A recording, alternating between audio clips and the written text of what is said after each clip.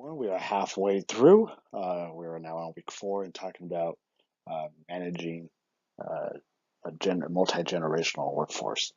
So, so as far as the generation I fall into, that would be the millennial generation Y. I was born smack dab in the middle, 1990.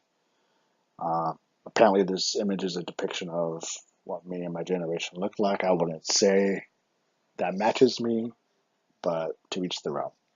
Moving on. And let's see, do I how do I identify? So talking about the preferences for work attire, um, they say whatever feels comfortable. At one point, I worked at Nike for several years, and our uniform was athletic wear. Basketball shorts, sweatpants, t-shirts, very comfortable. It was very nice to have, but I wouldn't say that was my preference. It's nice to dress up in business casual, semi-formal wear. So I wouldn't say I ascribe to the push for whatever feels comfortable. Currently at my job, they implemented on the test basis more casual, former business casual. So now they allow jeans, denim, and it's nice to have. But I do find myself still wearing slacks and blazers. Uh, and then as far as the work environment, I guess millennials prefer home environments. For me, I don't have the focus to do that, so I would much prefer to work in the office. And as far as motivators maintaining personal life, honestly, I'm motivated by public good and salary. So personal life is a nice to have.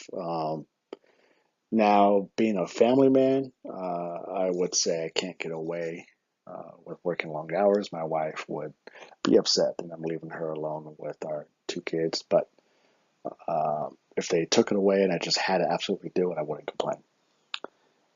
As far as personal relationships, that's not what retains. Retains me is salary and upward mobility. And apparently, as far as traits, millennials, we are confident, social, diverse, tenacious. Yes, yes, yes, and yes. For me, I wouldn't say I've seen too many uh, of my fellow millennials any different than this as well. Now, as far as lacking skills for dealing with difficult people, maybe this was due to my background in customer service for such a long time.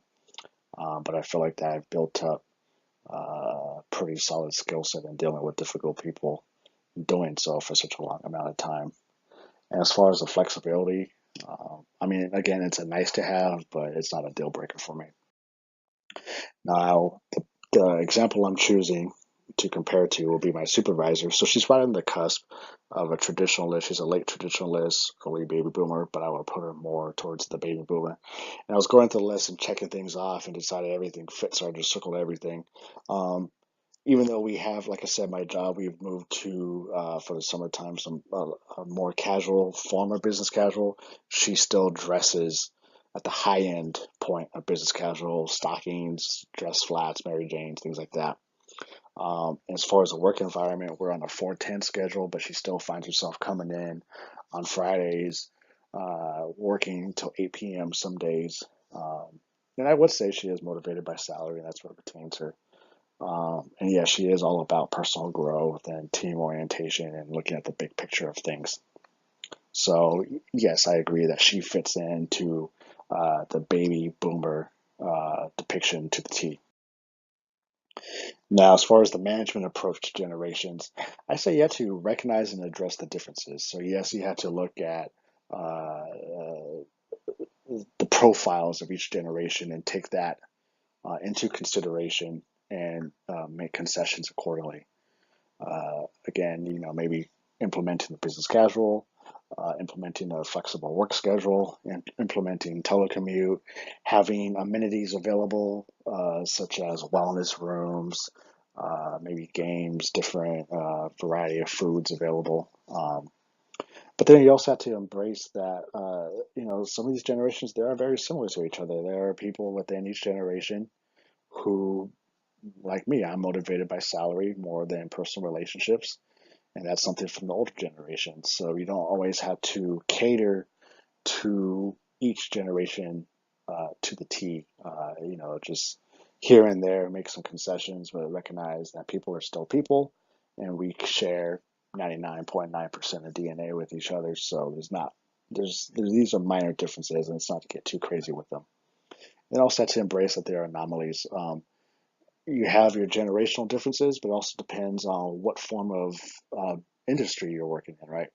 So you have your people who work in the public sector. I mentioned last week that people who work in the public sector, they're motivated mostly by civil service. So maybe despite the generational differences, they have that same common motivational factor as civil service. So you don't have to give them as much according to the generational preferences. Or you also have engineers. So the stereotype for the engineers that they're not very social creatures, the more mathematically minded. I'm just taking a leap right here. And so even across within the millennial engineering class, they might not be as social as the generational profile would pick them to be. So we just had to look at humans as a multifaceted creature.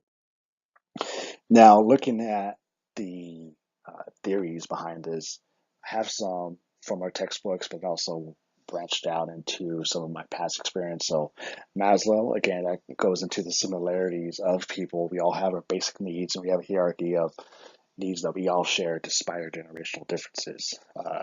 Shelter, acceptance, uh, things like that. Now, get into Marx. Most people will know him as the creator of the Communist Manifesto, but I would look at him and his theory of human flourishment and how work is inherently alienating for most people. Some people, they're type A personality workaholics. They love work. No matter what you do, you can work them 100 hours a week, and that's what drives them. But most people are not like that. I feel like most people, according to human flourishment alienation, that's why we have these labor laws and unions fighting for human flourishment, actually. People desire work-life balance. People desire more flexibility as a whole, and that's how we've gotten to this point. It's been staggered, going from a 7-day work week to a 6-day work week to a 5-day work week to flex schedules now, and that's just an evolution of our work schedules, not so much ascribed to a single generation. And then Cialdini, he recognizes that there in economics, behavioral economics, you have your declared preferences and revealed preferences. So people typically want to fit in, they want to conform. So millennials around them are saying that they want to dress in jeans and have ping pong at work. But then their fellow millennials may say that even though they may not necessarily want that per se. They may be okay with having things the way that they were before. Um, it's just the buying into stereotypes may have an effect on people's declared preferences, even though it's not what they really want. So when you do these generational surveys, most people are just looking to see what the neighbor's putting down or what they're expecting, what's the stereotype out there, and just following that. Steve Jobs always said people don't know what they want until you give it to them. So these people really don't know what they want from that perspective. I'm not saying I completely agree, but Cialdini is saying people may not know what they want from that perspective. So they just go with what their neighbor says, and now we wind up with these generational preferences, just because a few people said one thing and then everyone else went with it. So that's important to note that the declared preferences of each generation may not actually be matching up with their revealed preferences. So we may not actually be so different from each other after all across the generations. And then, of course, we have expectancies. And if you guys heard that, that was my baby in the background. If you didn't hear it, then you didn't hear it. Okay. So we also have expectancies tempered by experience. So expectancy theory is okay, you have your expectations, you believe that a certain amount of effort will lead to a certain amount of performance, and then you have reward for your performance, then you have value of that reward, and then that's where your final motivation comes from. And I think this also affects the generational preferences heavily because even within a single generation, people have different weights of value on rewards. People have different perceptions of what effort leads to acceptable performance. So even within Vroom's expectancy theories, within the single generations, there bounds to be a large span or large spectrum of differences.